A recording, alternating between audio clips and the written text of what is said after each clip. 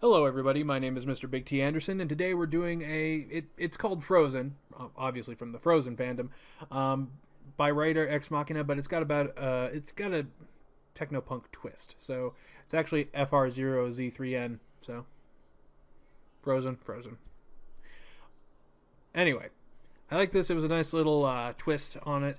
I thought it was good to kind of introduce the characters in a different format while still keeping the basis of the relationship the same emotions. I think obviously it's going to be a little bit different. If you don't like that, sorry, but I think it is a good choice to kind of see different forms of fan fiction writing. So obviously, for those who are new here, thank you for listening. I do appreciate it. My name is Mr. Big T Anderson. You probably heard that already. Writer Ex Machina is the author. I'm just the one putting it to voice. So if you want to give the author some love, links down below. You know the drill. With that, here's Frozen. Elsa fingered the info chip in her pocket and smiled, imagining the glee her sister would have at the contents. Anna's 8th birthday party had been the day before, but because of the number of kids who had shown up, Elsa had decided to wait to give Anna her present. Anna sat in one of the love seats that surrounded the oval coffee table in front of it, humming and gesturing at whatever images her implants projected before her. Elsa sat beside her younger sister and tapped the redhead's temple, allowing her to see what Anna was seeing. In front of the girls, a hologram of a dog whirled around the coffee table, stopping only to jump onto Anna's legs for the briefest of moments, as if to say, "Come on, let's play," and then return to its circle. Had the dog not been going through the table, Elsa would have thought the dog to be real, but cheap AI programs for children were not known to be programmed to be smart enough for outside object detection. "Hey, sis," Elsa said quietly to the young girl that sat beside her. "How about a present from me?" Immediately, the dog shimmered away as Anna turned the AI program off and turned her excitement towards her elder sister. "What is it?" She practically yelled in her excitement. Elsa grasped the info chip again, then tilted her head coyly. "I dunno," she said, moving her gaze from Anna to one of the pairs of French doors that led to the second-floor balcony. "Have you been good?" Her eyes focused on Anna as she saw her sister shiver with excitement. "Yes! I have! Give it to me!" Anna practically jumped on Elsa, her patience almost non-existent. The girls tumbled off of the love seat and rolled underneath the coffee table, not wanting either of them to get hurt. Elsa rolled a little farther over so they were free of obstructions, and then smiled to Anna. "Okay, you've proven yourself," the elder said, taking the chip out and holding it up in front of the younger. Her sister took it and held it in her right temple.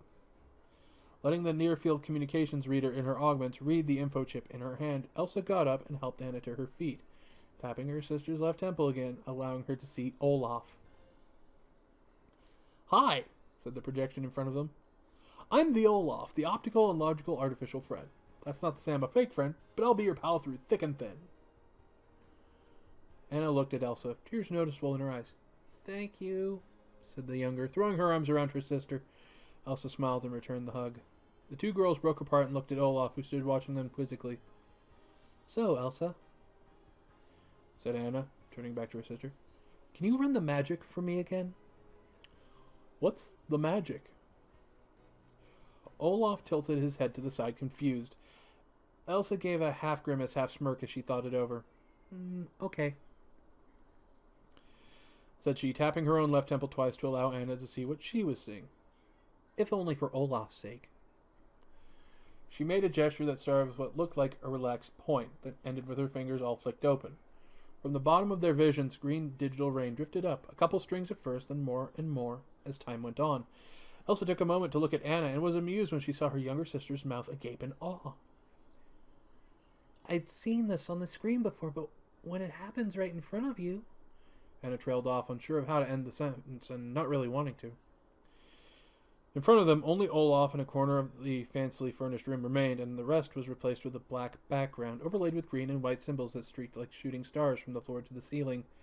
As more and more of the corner became digital, the corner squashed and stretched, looking as if the girls were moving towards it, then quickly retreating. Finally, the last little bit of the white room was completely snuffed out, replaced by the green and black spectacle. Slowly, the reverse digital rain faded to static, and then again to the fancy room. Anna stood, still awed at the first-hand experience with the augmented reality the new eyes gave her. Elsa backed up, patting her little sister reassuringly on the shoulder. "You'll probably be able to do that too someday," she said as she returned to the love seat.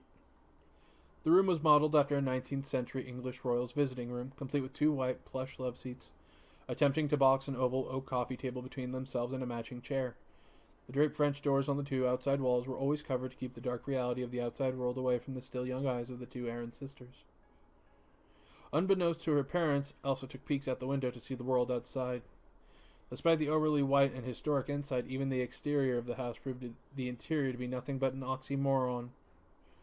Not 20 feet above the balcony of the south door was the unmistakable Asian curl of the angled roof, and Elsa was sure the roof itself was adorned with green clay tiles in the cliched half-pipe formation. And then there was the city itself. Neon lights glowed from the first level of the streets, and giant electronic billboards adorned most of the skyscrapers. It was as if Times Square of old New York had become its own city on that level. Levels 2 and below were mostly invisible that high up. Being in the rich part of town, the best Elsa could see was the neon of level 1 and signs in the distance. Elsa was snapped out of her thoughts by Anna nudging her with her arm. "I asked you a question," said the younger one, continuing to nudge impatiently. Elsa grabbed her sister's elbow and patiently held it still. "Well, you have my attention," she said, her patience being the yin to her sister's yang. Anna sighed despairingly before she repeated her question. "Why do you call that the magic? It was nice, but I wouldn't consider it magic."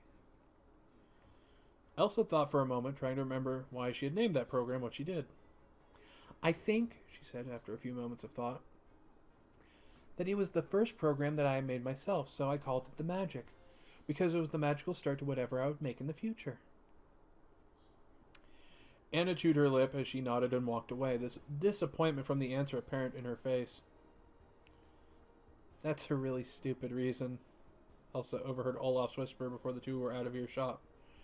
Elsa just smiled at the place the 2 had disappeared and whispered, "Yes. Yes, it is." Alright. That was Frozen by RiderExMachina. Now, obviously, some people are not going to like different settings, but I think it kind of gives more credence to how the characters react to each other. It gives you a little bit more illumination on how things work in different situations, which is always fun. It gives you a reason to read. It gets you curious. How are they going to react? How are they going to work in this situation? Which is why I picked it. So, if you enjoyed it as much as I did, links down below with the writer's profile and the story itself. Leave a review. Give the author some love. If you don't, they don't know what they're doing right. And obviously, you guys have a good one. Ta-ta for now.